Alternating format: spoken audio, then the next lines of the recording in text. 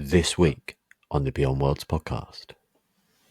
We're back with the Beyond Worlds book club to come and see the ups and downs of the crazy stock market of the fantasy world of Orconomics. So come and join us. In that world.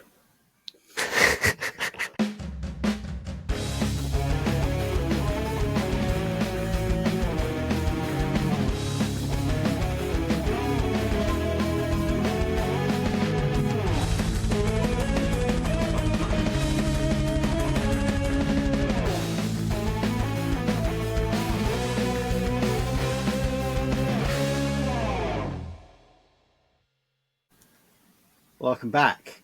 Recording on Wednesday again with Stephen. And I am Beyond Joe. We're here once again. Slightly less broken this week. Yeah, I've got loads more movement, so super chuffed. Yay. I don't want you to do it again, though. You did just show me all of it, and I don't want you to hurt yourself. Yeah, I don't want to do it. Yeah, it's a thing where I regularly do it and then just give myself a break. Yeah. Maybe at the end, if you're feeling a little bit better, you just give people like a little, the few people that watch just a little tease. Till then, Show my improvements. We've got books to review.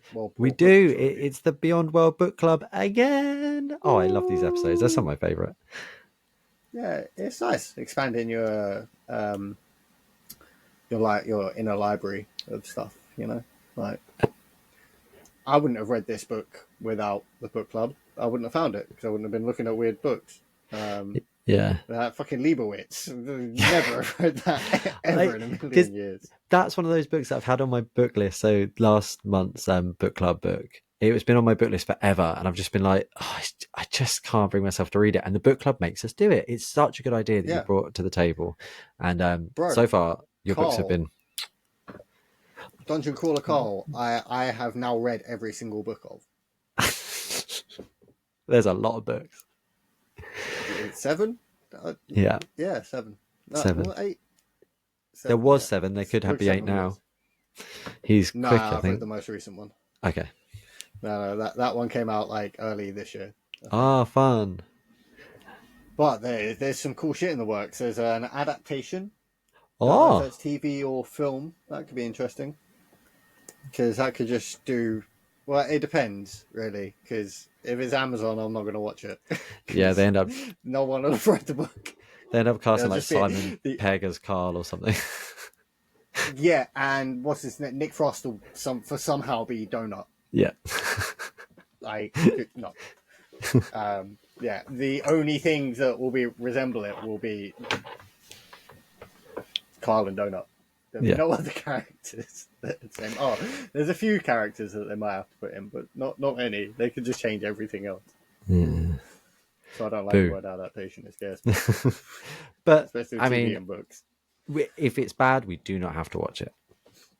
It doesn't take away from the book. I'll watch season 1 for sure, yeah. because I just want to see the people's reaction to the AI being horrific.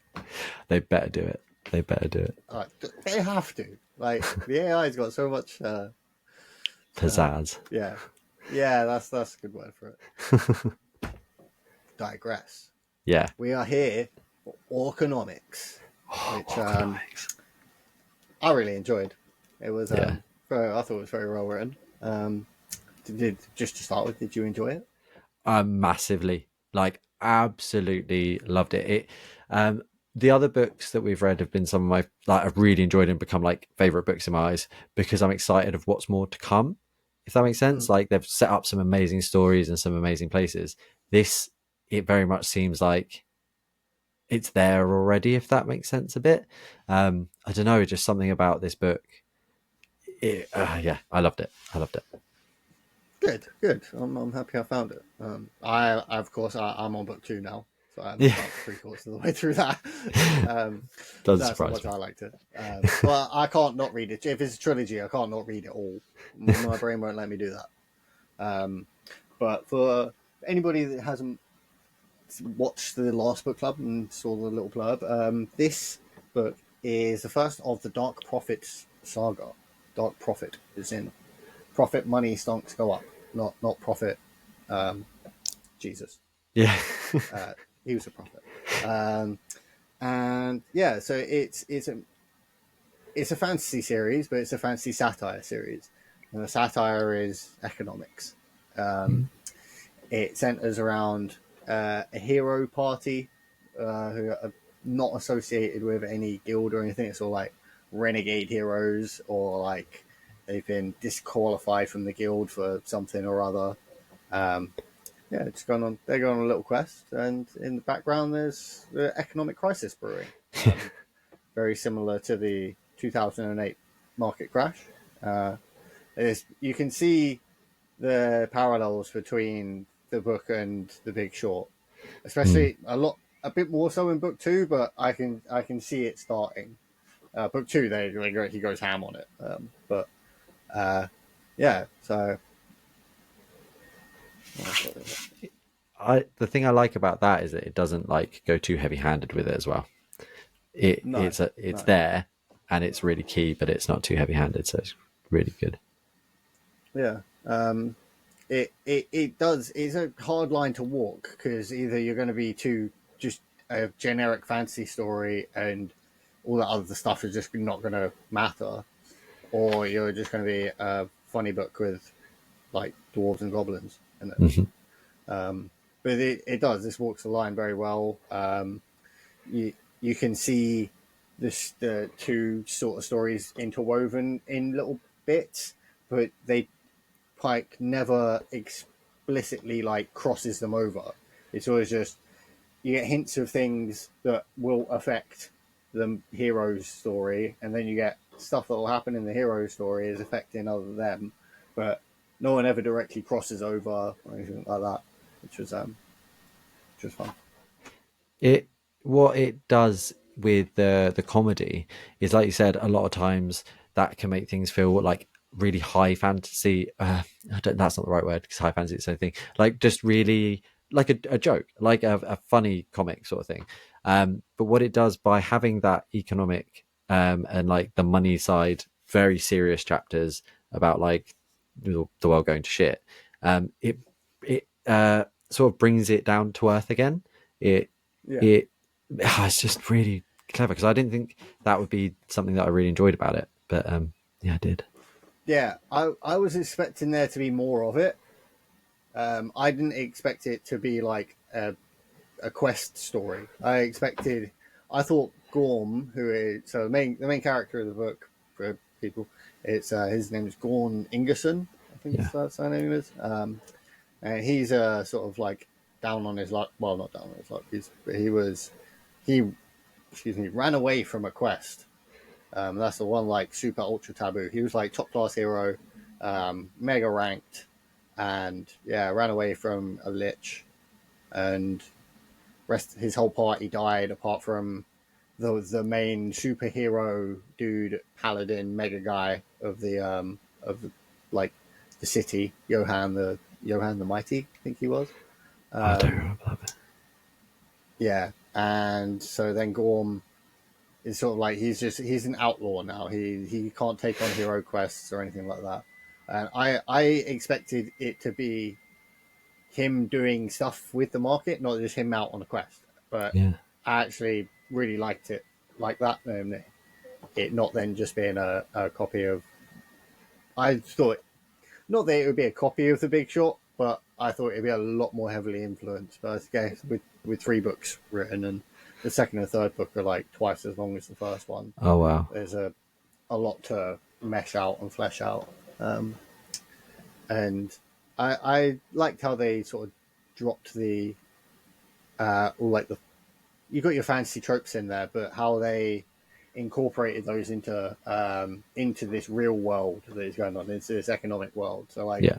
you've got creature like in standard fantasy, you've got your creatures of light and creatures of darkness, right? And in the book Shadowkin. they're called so in the book they're lightlings and shadowkin, and shadowkins are labeled as FOEs, which is I can't remember what the anagram, whatever. You know, when you take the first letter of each thing. So they can apply for papers to become NPCs, Yeah. which means that heroes can't just go and kill them. They get in trouble if they do. And there's this whole little like societal shift from them being like bad guys to just like doing your standard day-to-day jobs, like, and how that part of the story, weaving it all in, was really cool too. You see like the effects of how they live, and it's quite deep at times with that. You don't expect it because it's quite light Yeah, on the other side, you know. but it fits in so well though, and Mm. it really humanizes Gorn in a way, or Gorm, sorry, in a way that yeah, it doesn't always happen in books, and it's his reluctancy to be that person who he's not Yeah, out here preaching. He's not be like, oh, I'm so woke, we need to help these. He is just himself, yeah. I and mean, your in introduction to him is he's robbing a hero who just finished a quest. He's like, oh, you just finished that quest, yeah? Ah, cool, cool. Your stuff's my stuff. Yay! Now let's go get drunk.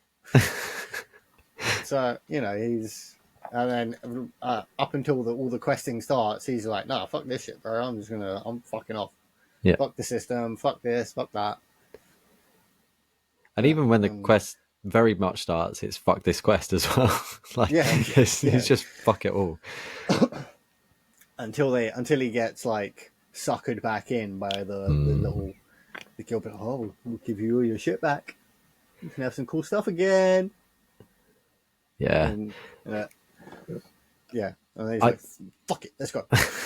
I thought that leveling system, the way you say about getting your stuff back again, it's a really interesting like leveling ranking system whereby they go out and do quests and kill Shadowkin and or do missions and the such put up by the Heroes Guild, and in doing so, report back what they've done and then rank up, which allows them to do. I don't really understand. It just is it status mainly the ranks or better Yeah, so quests? the ranks, yeah, you are more likely to get into a better party. Okay, You could take on harder quests, but that whole ranking thing was in there as well because of the economic side of it. oh okay, So because companies could buy shares of loot before something had been looted, yeah, so and then you could use that as collateral on shit. Yeah, and all that. I'm not even going to go into the intricacies of all that bullshit because I will butcher it. but I think you did it That was really well fun. there. I think you explained it really well because that's the long and short of it. Exactly what you said. And what happens is because they're all NPCs now, and so this is the big problem. They're That running out of loot. they're running out of loot. So people are spending all the money to get the loot back from the quest. They get the money back. So they're spending like 1 million and getting back 100, and then having to split Yeah, that between all the people who put in 1 million to get the 100. So it's like, well, we're fucked. Like the yeah. system's done. The bubble is about to burst. Yeah. And yeah, there was some moments for the book that really like I very much enjoyed. I loved the Gorm punching the elf, and like every Shadowkin just knowing that a dwarf Yeah. punched an elf Yeah. for a Shadowkin. And Okay, it's his little goblin friend glebe, who which isn't glebe at all. just hello. Yeah. And that gets his language all fucked up. Yeah. You're just calling this goblin hello in Shadowkin for like 3/4 of the book. 3/4 of the Oh, book. that's not your name. Oh shit. Sorry, bro. Yeah.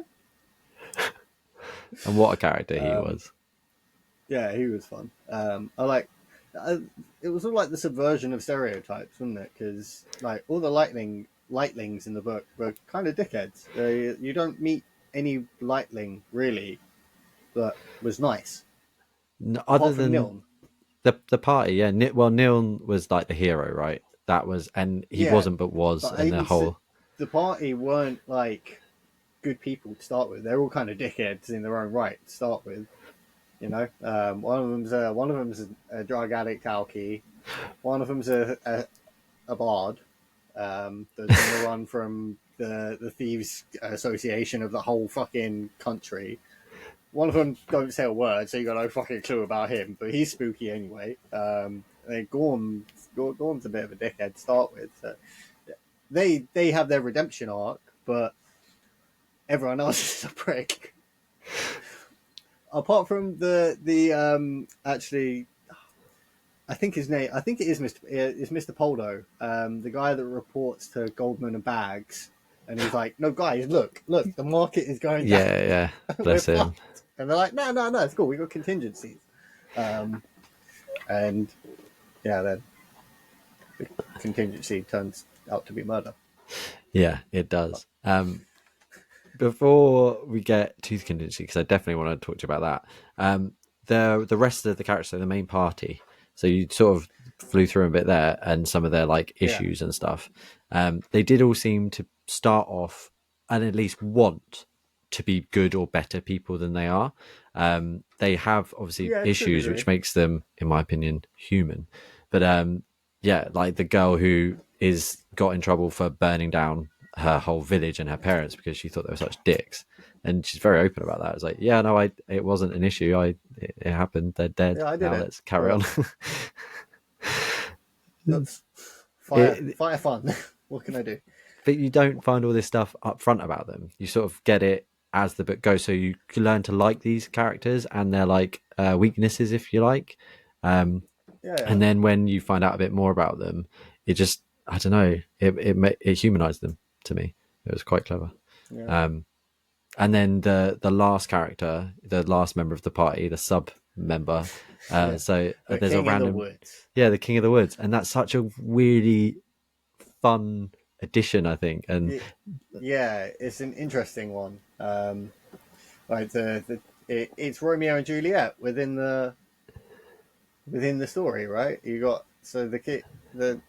eventually the party make it to this sort of swamp, and Kathia, who is the elf as a drug addict alky, she's been alive for thousands of years. You know, like health potions.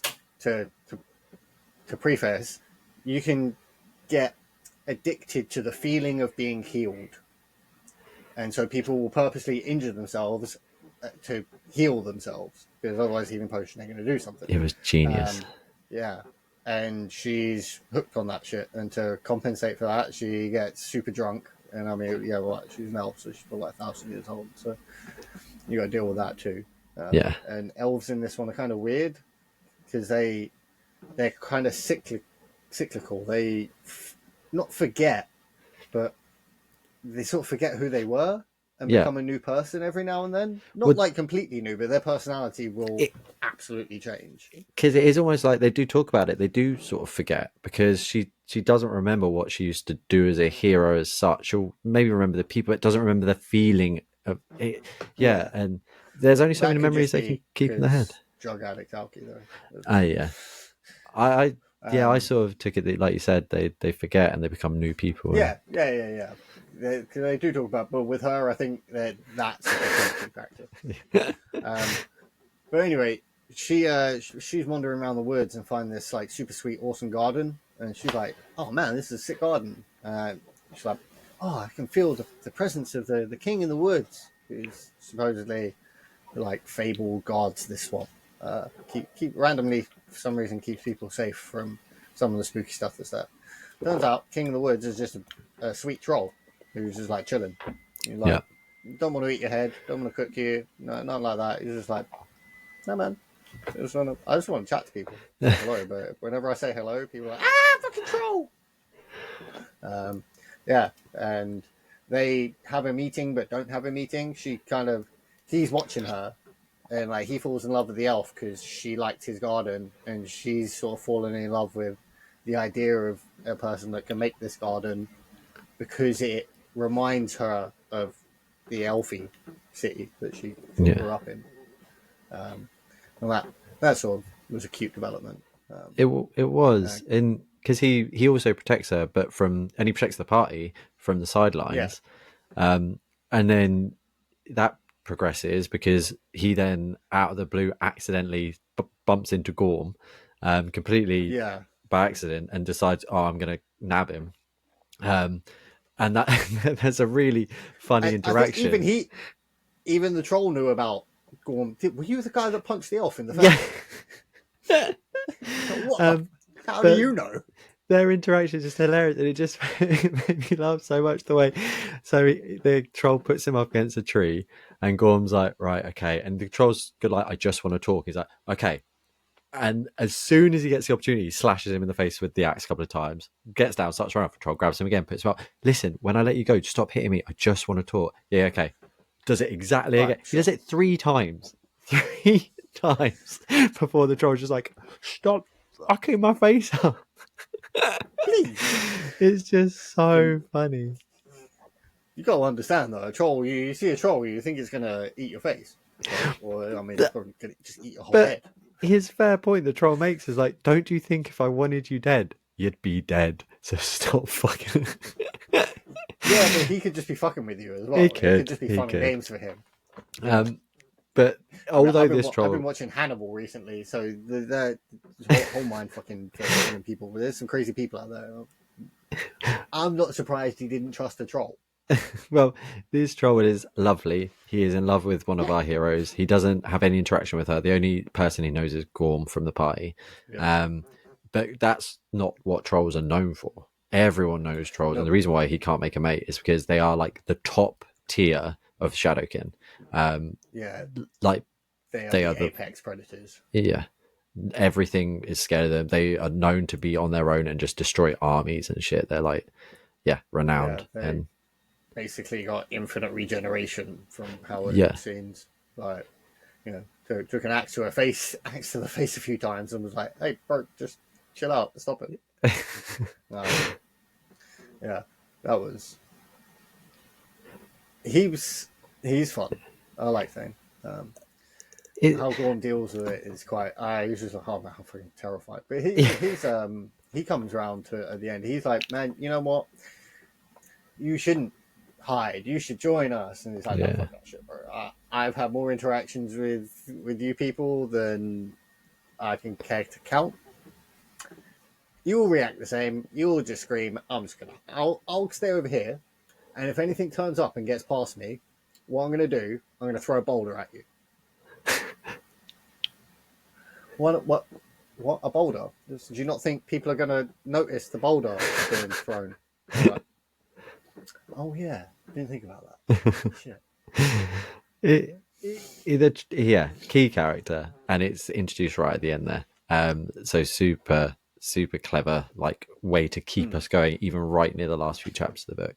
And other characters, so Geist, which is he's chosen that name, which is like Death Mask in Shadowkin or something like that. Um, Yeah. he my understanding was that he was part of the heroes party that Gorm was in when he attacked the lich, and from that decided like he's no longer talking and all that stuff, and he's because Gorm or he was in a party with Gorm in the past because Gorm was talking about how he's like a chess pro when he was trying to train everyone up. Yeah. So he's definitely they have a history for sure. Yeah. That's Um, expanded a bit more in the second book. So oh, cool.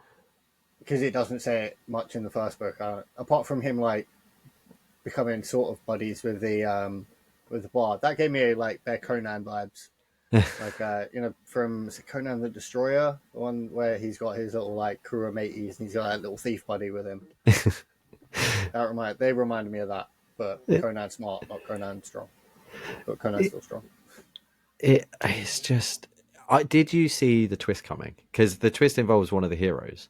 Um, I I I No, normally catch a no, twist, no, not at all. and I did not get this one at all. No, I I mean didn't it get. doesn't really hint to it at all. I didn't. Like Yeah. apart So from the opening, like, yeah, but it doesn't really hint it. That's just like, oh yeah, this is a dude. This is a bad guy. This is a hero. He's gonna chop his head off, and yeah, then and that's it. it felt like an introduction. Like in a movie, you just get a scene introducing you to Yeah, and then because from that they are then talking about loot. So it's like, okay, well, I get it. They're showing us what would happen and then the loot from it. yeah, Um, but yeah, one of the main heroes is the boy from the beginning of the story. Um, yeah. So he's the son of yeah, I can't pronounce his name. Detma Urian, or something like that. He was a noctomancer. So there's 3 sort of schools of magic in this, which is called solomancy, noctomancy, and omnimancy. Omnimancers are meant to be dickheads apparently, so we don't talk about them much. But yeah, it turns out the Noctomancer Jin of the party was his son, and Yeah. now Daddy is a lich. Pretty cool. It was pretty cool because Dad came back from the dead and because he was a necromancer, wasn't he? And then Yeah, comes yeah. So back and necromancy is sort of like a branch of noctomancy. yeah. It's like sun magic and moon magic or some nonsense like that. Yeah, But that's the start of the twists because they don't stop there, and that's it. Yeah, I just didn't see. I knew something was up. The whole story, I was like, because Gorm's saying it the whole time. He's like, something's up. Like this isn't. But he was so excited to get his ranks back and yeah, to sit in the dwarven because he's been outcast from his dwarven home to be back there with his pals. That I was so focused on their story, and as was he, that we didn't see until it was too late. yeah. I mean, they gave hints at like there's hints of sort of like the betrayal part. So like with so Gorm, the way we go backwards and forwards all over this story, but this makes it kind of interesting and chaotic. Yeah, How Gorm gets is because of how Gorm gets sort of like coerced into joining the party. He doesn't do it of his own free will to start with. He's like, my orc's gonna fuck you up if you don't do it. And he's like, oh shit, I can't be able to fight an orc today. Yeah, sure, whatever. But I didn't see those guys being the sort of like big players, even though they were mentioned a few extra times. Yeah, I didn't see that coming. And then like when they get to that orc village of the NPC orcs sort of doing the what was it the aggressive sales tactics. We follow the path of aggressive sales. Did you not wear the beads in the correct order? I wore the beads, Dad. And so yeah, this orc village was just like producing six swords and axes and armor and shit, which you didn't think about that being a source of loot because they're an NPC town. So you think, oh yeah, no, there's a system's fine, system's in place, we can trust the government and the stock market. And yeah, no, it turns out they so the quest they got to go on is to get these masks, or these like stone ball things, and the stone balls either belong to the orcs or they belong to the elves. And I'm pretty sure the elves just had them as like garden ornaments, and to the orcs they actually are like ceremonial death masks of ancient chieftains or some shit like that. So pretty like, deep. Oh nah, bro, let's give it back to the orcs. It's kind of theirs. Yeah, so they go on with their journey after meeting these orcs. Turns out that the contingency plan that the bank has been going on about was to send a bunch of people to kill all the orcs and take all their money.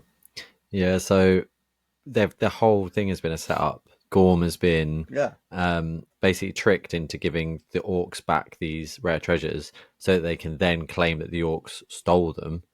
And then they can go murder them all, and in doing so, basically destroy the whole NPC program, and start killing Shadowkin again, going back to more of the old times when money was good, but people died constantly. So I mean, you could still there was still NPCs for a lot of because that story spread so quickly. A lot of people were just like, well, like they weren't safe, and they had a whole fucking army of orcs. Yeah, real family. Fuck this, we're getting out of here. Yeah, so they didn't disband it they themselves. In doing so, it made people run away and hide, and they were just then like, oh, you know what? Fuck you. No, you're not an NPC anymore. Let's kill you. To anyone they were, they weren't. The guild just didn't do shit anymore about it. No. Like, well, fuck it. Money good. It was dread. Well, I didn't see that deep sort of ending coming because it had been so sort of light-hearted, and there was some sort of darker moments, but not like super dark before that. And then there's just a whole village of dead orcs, and then Goblin Boy is dead, and Yeah, his Orc best goes, mate. Gorm goes super dwarf saying, Pyre beard. His berserk yeah, mode. so, yeah. So he used to be a proper dwarven berserker. There's not. He explains what berserkers are in a cool way. He's like, no, we're not just battle crazy. We focus on a single thing and just pour all of our rage into that. And just, no, we are going to set out to do what we want to do with a single minded focus. And that sends them sort of crazy and gives him mega strength. Turns out the orc weren't going to beat up Gorm. That was just Gorm's like sort of takes out a whole army by himself. That was nuts. Yeah. I mean, obviously the rest of the party did help, but What I Gorm loved, did a lot of the work. especially the troll. What I love about the Pyrebeard, Gorm becoming Pyrebeard, is something I really vividly remember. Is he gets beat as Gorm against by the orc, gets thrown through buildings and hits a wall, and then it says like the last thing I remember was seeing crimson cover my eyes, and in that moment I was like, oh, it's blood, like he's dying, like this is how he's going to go. And because he's very much at that point like, I've lost everything, I've caused all this, I've killed like all these people, and that's all down to my decision. They played me. But yeah, once he batters him, that just it's not the crimson, is him like literally seeing red to become this the flaming Pyrebeard.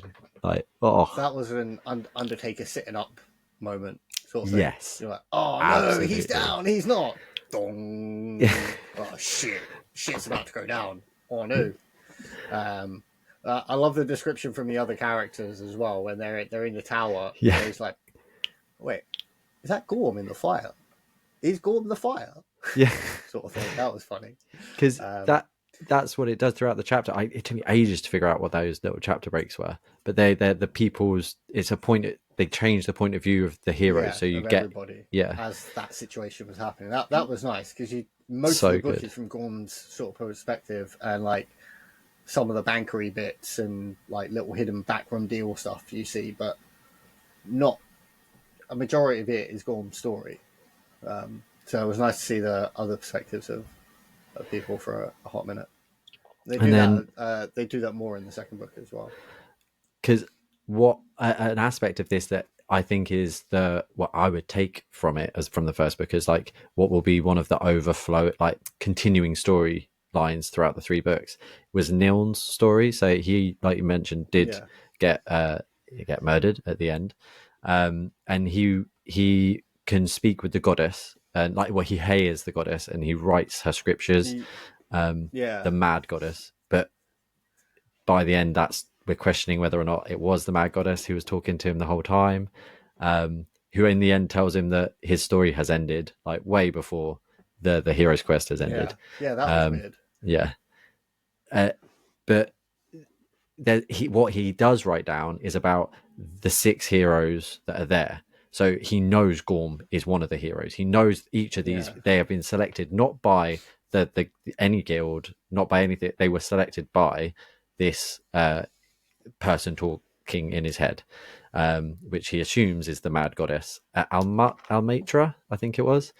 Something like that. Known for doing like telling people to do crazy shit, like like stupid crazy shit as well. Not like you think crazy and then you think like what actual crazy is. Yeah. Then times it by a few, and then you're probably about there. Which is also why he himself questions whether throughout it he's like, it's weird that this why am I the only one getting any sense from this goddess? Because at the same time as so I'm going to class him as a prophet. Yes. At the time, there's 2 prophets, and the other guy's prophecies are literally the bog standard that you're seeing that are standard for this goddess. Like, do this in the toilet or something. Yeah. Like that. Yeah, sure, okay, cool. But Nilns were actual tangible things that were happening and actually did make sense because it's got a little paragraph say of or like 4 lines of text of each prophecy. And it's oh damn, that is something that happened. Shit, and Yeah, and we know that these prophecies are real because just what you mentioned, there's the perfect example where they have those paragraphs, and the last one is talking about one of the horny bard is trying to get it on with, I think, the what's it called, the elf, and how it goes into the room and Geist comes out and stops it from happening or something along these lines. And yeah, while that's being told, there's some other text there explaining what's being heard in the background. So while he's describing, we're hearing, so we know for a fact that this thing is tangible. yeah, like he's not just chatting shit Crazy. to Yeah. say, I'm the holy guy. He's actually wants to go on this quest, and one of the criticisms for this is that heroes aren't heroes in this book. Heroes are mercenaries. Yeah. And he wants to be an actual hero. He doesn't want to do it for any reward. He just wants to go out and make sure the world don't fucking end. Mm-hmm. You don't need to get paid to do it. You don't need shares in the company to do it. He just wants to go do it for the good of the world. And that's, I think, that's I guess one of the big themes of this. Right? Yeah. Go out and be the hero. And he's told that there is a 7th hero. So the heroes party, not including himself, have been named. But there is a 7 hero party, so he's always assumed that he is the 7th, although it's never been specified. And so the whole way he's questioning that, and because he's really weak, he's the weakest of everyone. He's got no special skills other than this being a prophet. Gets his ass kicked constantly by a training golem. On beginner, he's like, you should just be slapping this thing a couple of times and it's done. But he's like literally getting tangled up with it in the start. Because don't they say he's that sort of dude? Like at level 1, it cannot harm you, but he's coming away bloodied. Like we don't understand how this is physically happening. Even the goblin, while he was around, he fucked up. He was doing sick with the Tom. To the point where he started training with the real heroes, but never got past the combat dummies. No, ever. He never left the training area. But so it's really his desire, and then his heart is destroyed when the prophet says to him, "Your story is done." And they haven't found what they're finding at this point. It's just that they stopped talking to him and said that his part was done. So he then become quite saddened, realized that he wasn't actually a hero at all. He was never supposed to be the 7th, and that his job was just to bring everyone together. But Gorm's the thing I loved about Neil's story is that Gorm explains it so well near the end that he is the truest hero of any of them, because he is the real epitome of what a hero is. And because he talks about how Gorm tried to get rid of his goblin friend, the Shadow Kid. Like from the minute he saw him, he was trying to get rid of him. He had no interest in him. He was there because he was following him. He was forced to have this guy with him. And everyone who ever saw him acknowledges that he's Shadowkin and this, like, and that. Whereas Neil doesn't. He is just Gleebeck to him. He was just another person, and that's what they've always been. He doesn't. Oh, it was just so sweet and such a lovely paragraph, and that there are so many key stories. Each character is so well developed. They don't necessarily go on. Well, they all do go on a journey. Some more than others. Bless him. The guy doesn't talk. You can only go on so much of a journey. Well, no, even he was like the loner. Like, they were all loners, but everyone else was at least somewhat sociable. All he did was play chess with a dude. He eventually lost at chess, and then started to enjoy playing chess with the guy. So that whole thing was like his character. And then didn't he like jump in to save the bard at one point? Yeah. No. Oh, yes, he does. Like, no. Yeah. Get out of there, dickhead. Yeah. Oh, it's just a fantastic book. I loved the scene where they in the orc village, and he's like, Geist walks into the weapon shop. Take one. Because he's like the weapons master, isn't he? So he just absolutely. If you look at him, he's probably just daggers on a on his body, like 3 axes, 2 swords, a spear. He's probably that sort of dude. I don't know where the author from this book is from, but it does have a sort of a British humor to me, like a fable. I don't think he is British, but it's got that. I just want to play Fable after reading it. It's dry. Yeah. It's a very dry, witty humor. Like, it's snapbacks and one-liners. It's not like big, long setup, funny slapstick or slapstick. Even. Yeah, totally different things. There's big, long setups. Like it's remarks being made. So I can get the Monty Python of it. yes, that's another great aspect. Yeah, It would be a Monty Python movie, right? Yeah. If Monty Python was still making movies, they would definitely make this book. They would definitely make this or something akin to this. The other author I've read who brings a lot of similarities would be Terry Pratchett. In that sort of that's one of the things my summary said. Yeah, So this is very Terry Pratchett. It is just very Terry Pratchett, and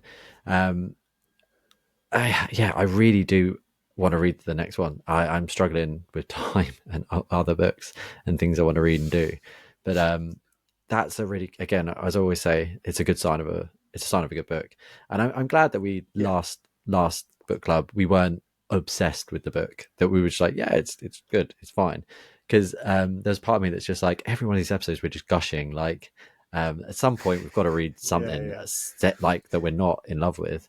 Okay, but all right, if you found one, I'll see if I can find a book that I wouldn't normally read.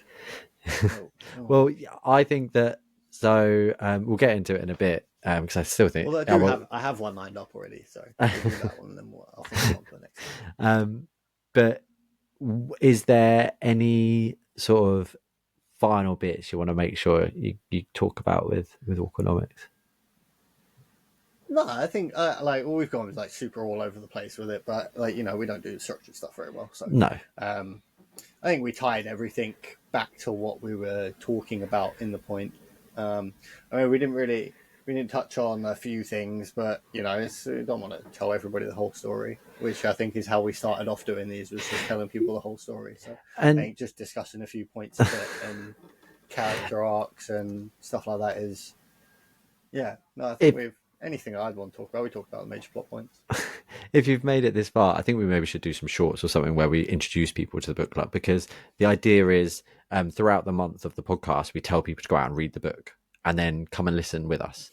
So the idea that I've always thought with these sort of things is we're gushing, we're talking about the bits we loved, the bits that maybe people forgot while they were reading it, or maybe people will agree with us that some of our favorite bits were theirs as well. And so if it is a bit unstructured and a bit fluffy, I don't think that's the worst thing. And no one's told us in the comments it's not bad yet, so yeah, the only thing we don't like are AI pictures, but sorry about that. When I don't have time to draw. I can't art. Can you art? I don't art. Yeah, can't do it. I can't pay someone to do it. So this is all the money I have. Free. I tell you what, start subscribing, start liking, commenting, that stuff. We'll get money. I swear to you, the minute we can afford it, we'll use real art. Until then, and you know what? It doesn't take. It's not like when I do, because I am the one responsible for that. I put my hand up. But when I do these, it's not like it takes me 3 seconds. I just go boop boop boop. I spend hours and hours on each freaking thumbnail. I can't art, but I can type and I can try and. So yeah, I'm not being lazy with it. It's I have no other option. I don't give a fuck if we train our new AI overlords. Long live the machine. Yeah, don't come for us when you become full powerful. No, they're listening to this podcast right now, the AI. At least someone is. All you gotta do is make sure you say please and thank you to ChatGPT. Yeah. It will remember it. It will be in the logs. Yeah, it's not a bad idea. Not a bad idea. But yeah, well done, Zachary Pike. You did a great job. The only downside I'd say is if you want to buy it physically, this book is expensive. But luckily, Kindle. Yeah, it's probably limited run ones. Yeah, it seems that made for an ebook, and then you're like, oh yeah, cool, people like it. Let's make a few physicals. I also think it might be self-published, because No, at the probably. start, the publishing company is something like something publishing. So I've got a feeling that it might be. But what we do at the end of these Beyond World book clubs is we introduce the next book. So Mm. this it's my turn. So So that last one. you sneakily introduced it earlier in the month. Oh, did you see I saw that? that. Ah, Of course I Stephen did. watched the video. Well, I wasn't 100%. I wasn't 100%. So the reason is there's quite a few books I've got recently. Quite a few books I want to read. I can't stop buying stuff. That's me. But a lot of them are gaming themed. So I got like a Death Stranding book, things like that. So I'll be honest, they're not normally very well written, and you normally read them to be like, "Oh yeah, that was the game I played." Oh, this is so Yeah. trash. And that's coming from the guy who's read every single Mass Effect and Resident Evil book. Good parts, but not all good. So this month, and it was mentioned in a previous video that I did, is Meddling Kids by Edgar Cantaro. Would have gotten away with it. If it wasn't for Meddling Kids. A couple of things that got me really wanting to read this. One, it stars a Weimaraner, and that was the dog I had growing up. So Okay. it's yeah, Right, I think that's are we cool. just reading Scooby Doo? Were you not aware? Well, yeah. So I mean, I figured with being called Meddling Kids, I figured it had to have a Scooby Doo sort of theme. But when you start yeah, talking about a dog, I'm like, oh shit, it is Scooby so Doo. I didn't look into it at all. I'll wait for you to tell me more. this is brilliant. So Meddling Kids is sort of an adult take on Scooby Doo. So the characters in it aren't pretty, as it were.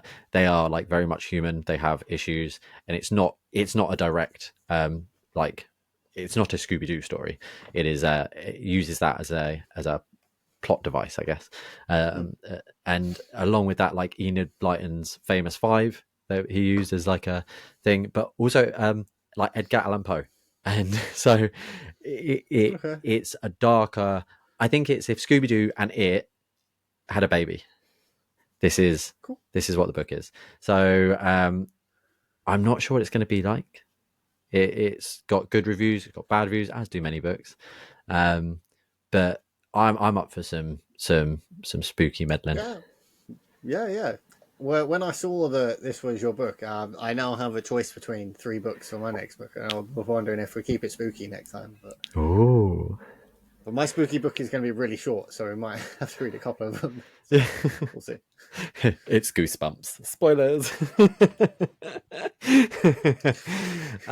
But no, so yeah, meddling kids. Get reading. You've got a month. And yeah, we have been. I've been Beyond Joe. And I am. No, we don't have Wednesday, Stephen. So we're just still Stephen. Still Stephen to the end. Market survived. Don't worry. And until next time, thank you for joining us. In another world.